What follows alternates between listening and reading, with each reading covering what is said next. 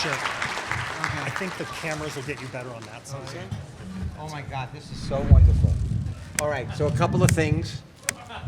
First of all, we are so happy to be here. We are! All right, we're going to take care of business first, so give me a second. What is he doing?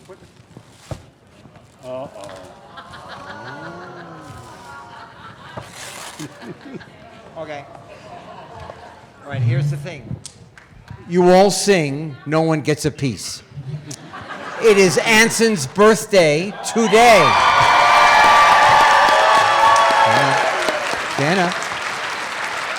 Happy birthday to you. Happy birthday to you. Happy birthday, dear Anson. Happy birthday to you. Thank you. Okay. We have a beautiful chocolate cake. Just imagine what it tastes like. Thank you. Sir, what is your wife's name? Teresa. Stand up, Teresa. Happy birthday. It's Teresa's birthday also. Hold it. What is your name? What is it? Janice? It's Janice's birthday. This is a, oh, wait a minute, somebody else's. Whose? Yours? Stand up, sir. What is your name? Craig's birthday. Wow, this is a momentous day. Okay, so Donny Most is here. Anson Williams. I'm Henry Winkler. We have been friends for 50 years. And really friends. We are like family. Yes. Absolutely. Yes. So we thought, instead of just rambling, it would be fun if you told us what is it you would like to hear. Does somebody have a thought, a story that they heard about that they would like to hear more about? Anybody? Got a microphone right here. We have a microphone here. Wait a minute, there's somebody. What was it? The leather jacket. I was not allowed to wear leather in the beginning because ABC thought I would be associated with crime. So I wore cloth. And let me just say, it's very hard to be cool in cloth. Then Gary Marshall went to ABC and said, you know, he could be hurt if he's riding a motorcycle, he's wearing cloth. And they said, okay, when he is in a scene with his bike, he can wear leather. There were no cell phones at that time. Gary went down to the lobby of ABC, went into a payphone, called the writer's room, said never write another scene without his bike.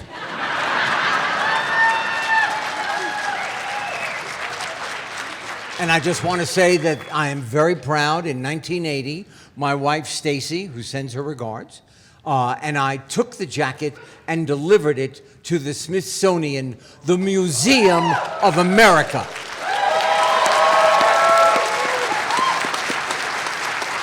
A very nice museum here in America. Anybody else? Yes?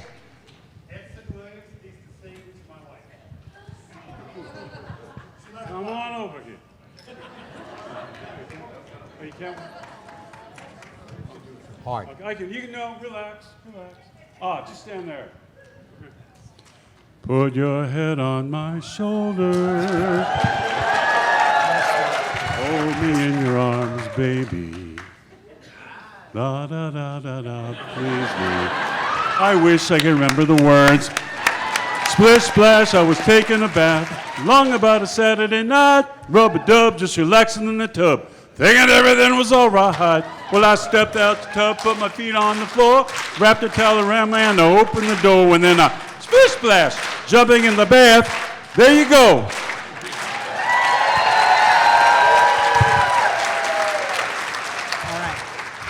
Here is a young lady who came up to the microphone to ask a question. Yes? Yeah, usually they have a queue and instead of random. I'm just, FYI. You go right ahead. Okay. So I was getting ready to cosplay, and I'm trying to do like half greaser and half girl, right? Like, because I'm female, obviously. Well, whatever it is But- you're trying to do, you look great. Thank you. So anyway, so I was Googling, and I was gonna do I was gonna do a deck of cards because I don't smoke, but like cigarettes in my sleeve. And I read on Google that you never did cigarettes because you wanted to be a good, a good rep to the youths. I'll tell you exactly so why. I'd like to hear that story. All right. So everybody that ever played a character like the Fonz had, cigarettes in their sleeve, a comb in their back pocket, and the first thing that I read when on the first day of shooting was go to the mirror and comb your hair. And I went to the director and I said, look, I want to be original. I cannot wear cigarettes in my shirt, and I rather not comb my hair. I'll do anything. He said, they wrote, go to the mirror and comb your hair. So I went to the mirror and I went, okay, and I looked in the mirror and I pulled out my comb and I went, hey, look at that, I don't have to, it's perfect. And that's how that moment came to be. And that is a lesson that I learned for all of the young people in the audience. Your imagination is powerful, and your imagination is important. And what you think and who you are is very important to this world moving forward. Before the next question, I'd like to introduce a very special guy in our audience. Giuseppe Ganelli. Please stand up. He flew in from Italy, and Giuseppe is the president. Is the president of the Happy Days fan club, but he also is in the Guinness Book of Records for having the most Happy Days memorabilia in the world. And he is a doctor. Yes. Unbelievable. Everybody loves Happy Days. Yes, ma'am. Push yourself right up to the microphone. I'm sorry, I didn't want to have to yell at you. I am just kind of curious on how it was with you as the cast to be there when Robin Williams got his... Donnie? Oh, okay. Gosh, we all have stories about that. What I know is, and my memory is a little different than Anson's on one aspect, because I knew that they were having a lot of trouble casting this role. When we read the script around the table on Monday, we thought this was like the worst script we had seen. I mean, it was... It was a pretty bad script, and we couldn't believe it. And we were pretty curious as to what was going to happen. And they had a hard time, the producers, casting it. I think they wanted Dick Shawn, and he turned it down, and other people were turning it down. Then finally they said they cast someone. This is the part I don't remember. You said that they cast somebody, and then he quit on Wednesday. It's in that new Happy Days book that Freddie wrote. Okay. All right, I'll read that. I forgot that chapter. So all right. So the guy realized his career. He was going to make a fool of himself in this part, the way it was written and the way this. So he quit on Wednesday. We're shooting on Friday. So what are they going to do? So turns out that Gary Marshall's sister, Ronnie, and I think Al Molinaro, they said, we saw this guy at the Comedy Store on Sunset Strip, and he'd be perfect. This guy, his name was Robin, and they said, he's perfect. So they found him, they brought him in. I think he did an audition for Gary and some of the producers, and he did all kinds of crazy things, standing on his head and all that in the audition. They said, you've got the part. So what I remember then after that, because I didn't know that at the time. So Thursday is when we start shooting, have cameras. The cameras are there to rehearse. with us and get it all choreographed. So I didn't have to come in till later that day. My first scene wasn't until later.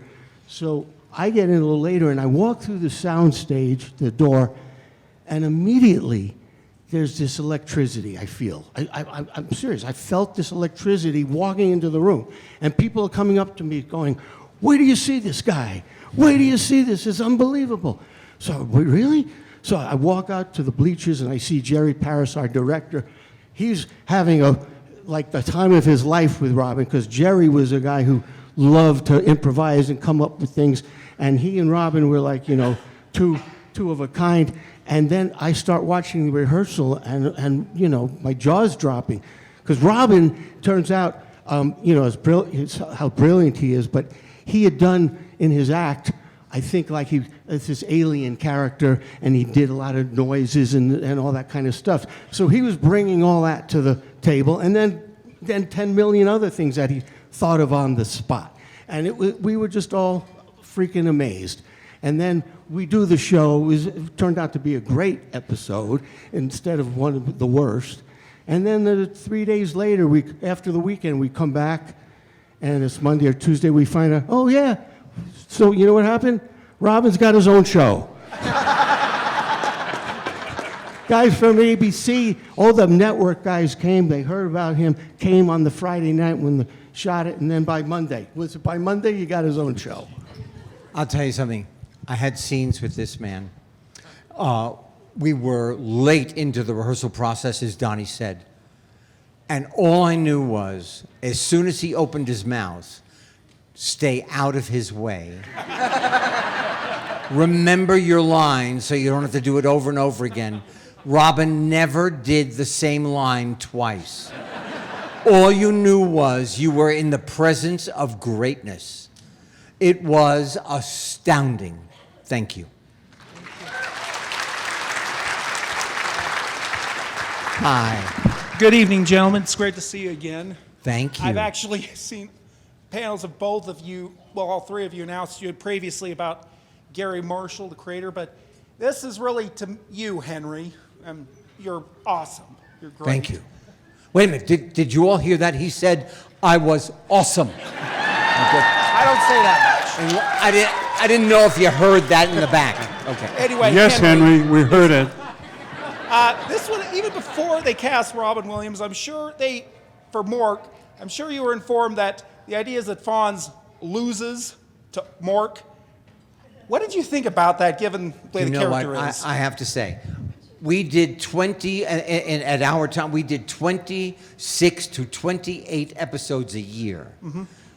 You really didn't question it unless you had trouble with a scene and you spoke to the writers and said, I don't know how to make this scene work.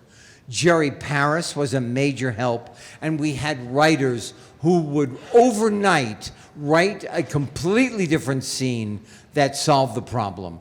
But we never questioned whether we win, we lose. We just had a really good time making the show as funny as it could be.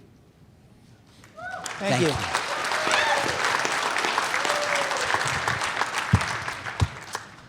Hey, so you guys were together for many, many seasons, and I was just curious, was there ever a time with anybody in the cast or any of you guys that you just didn't get along and that it was kind of tense? No. Never, ever? Oh, no way. Honestly, well, it's a lot of. First of all, Mr. Winkler here. I mean, he was like, first of all, it could have gone anywhere. Biggest star in the world, and always always a friend, always there for you, always, the show was the greater good, the cast.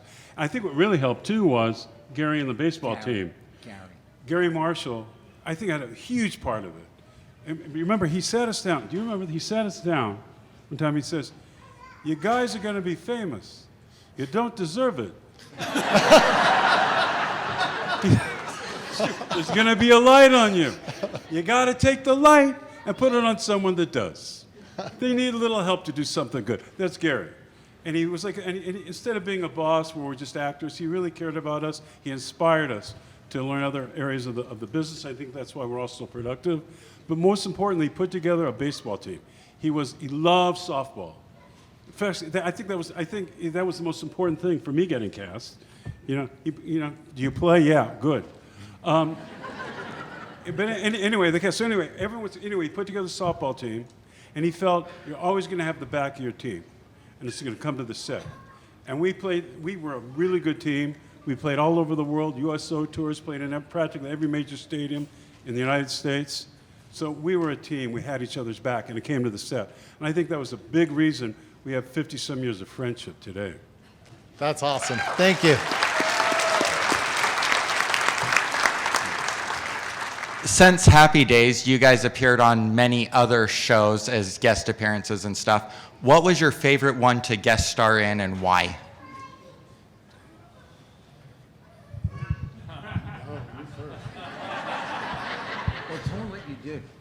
Anson not only guest starred on other shows, you also directed hundreds of episodes of television.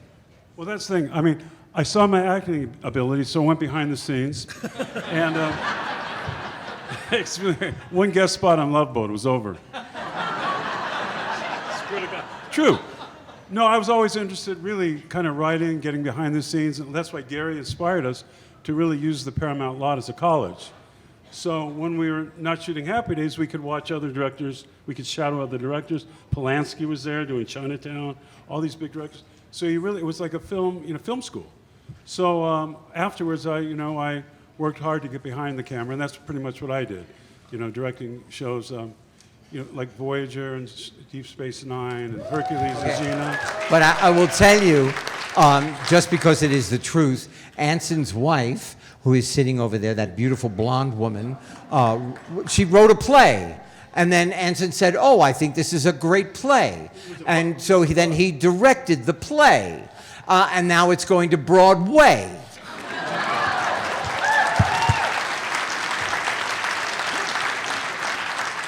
Donny?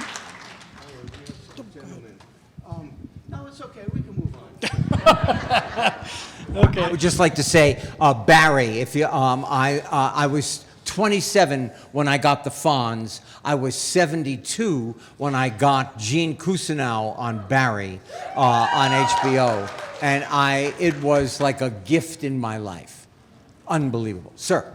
Yeah. Hey, thanks to all three of you for some great memories, and of course Tom Bosley.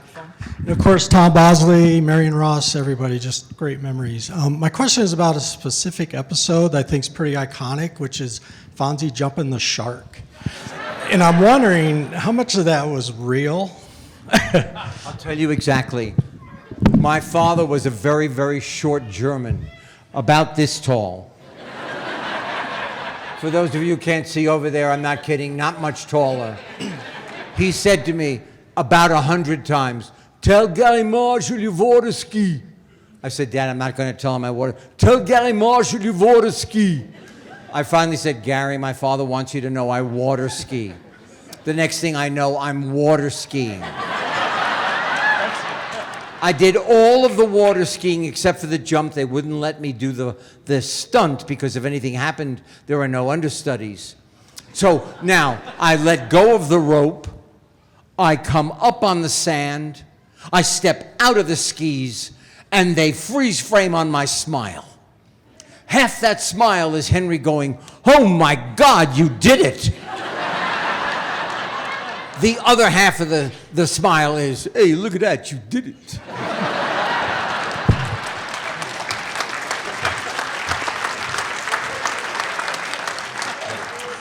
So, first of all, I just want to say my 12-year-old self is about to have a heart attack because I had all your pictures on my wall. So thank you for being here and making my day. But I wanted to say, first of all, I have a question for you. How was it doing 7 Questions with Emmy? And I really enjoyed that. That was a really cool thing to watch. And then for all of you, when we would watch an episode, you would sit in the booth at Arnold's, and it seemed like you were perfectly good great friends just hanging out. That's how you made us feel. And I think that's why we all appreciated it so much, because we were brought into your friendship. How much of it was actually acting, and how much of it was really you're just hanging out as friends? It made the acting so much easier because it was a combination. We really got to be such good friends. And then, it sounds cliche, family, but it was true. We all had great respect for each other on a professional level and started to develop wonderful relationships on a personal level. So, I mean, that's, rare for it to happen to that degree. And I think that's a large part of the success of the show and why you felt the way you did when we were sitting around in the booth and joking or whatever it might be, even the little moments, because it was all fed by the relationship we had and the respect that we had. I often say to people, because back then, our show was kind of looked upon. I think it's become more evident as years gone by the amount of talent that was there. But at the time when we were doing the show, I think we were looked upon as kind of a bunch of teenagers, young kids goofing around, and it was fluff, and it wasn't, taken seriously. But I would always tell people that we had very talented people who worked very hard to make it look easy.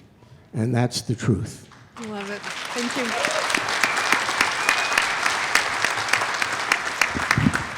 Hi, I've got two questions. The one is kind of tongue-in-cheek. I wonder if there's any backstory behind what happened to Richie's older brother. Yeah. Well, when you start a series, you don't know if everything's going to work.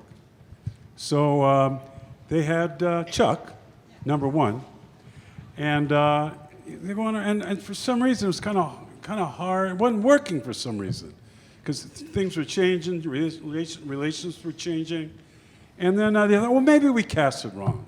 They hired another Chuck, and that didn't work.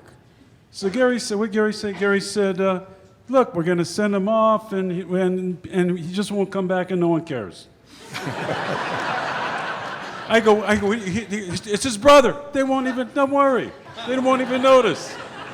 No one noticed till about 2 decades later. The other one, if I can get two questions in. At the start of most of the scenes, especially at the very beginning of each episode, the crowd would go wild because you're in front of a live audience like that. Did it ever rattle you and make you lose your spot or your lines or anything? No, I'll tell you that the important part of being a professional is timing. And you hear the audience, you are aware of it, but you're not taking it personally. You're waiting for the crest of the scream to die down so that you can go on. Otherwise, they won't hear the joke and you'll have to do it again. So you have to be in tune with the noise in order to be professional. That it really is the truth. Yeah, you did a great job. Thanks. Thank you. Thank you. I just want to say we have time for just a few more questions. We thought, just to let you know, if you wanted to, and you wanted to take a picture with the three of us without having to wait at the booth, we would wait here for a little while, and you could meet this incredibly short woman. And we would take a picture, all three of us together, if you so chose. Yes, sir. I want to thank all three of you because in the 70s and the 80s, I was a... Talking to the mic so everybody can hear. Just want to thank all three of you. In the 70s and the 80s, I was a kid and a teenager. And because of what you guys did on Happy Days, when I would go to dances as a youth, we would have 50s themes. Yeah. And so I went with my white t-shirt and my blue jeans and my rolled up legs. Thank you for allowing me to live a part of the 50s in my life. Thank you. I want to thank Anson for singing for us. I think we all found out what a beautiful voice he has because of Happy Days. What many people may not know is that Donny also has a very beautiful voice. I would like for you to sing a little bit for us. You want to do one? Okay. Really? You want us to do this? Yeah. Do you want us to do this? Oh, yeah.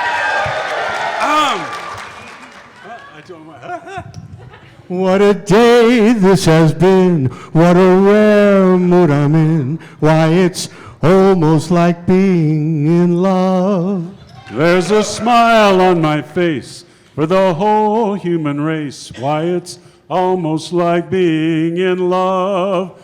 All the music of life seems to be like a bell that is ringing for me. And from the way that I feel when that bell starts to peal, I could swear I was falling. I could Swear I was falling. It's almost like being in love.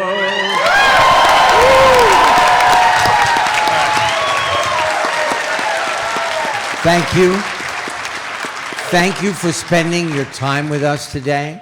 We will see you. We'll be here tomorrow and the next day at our booth.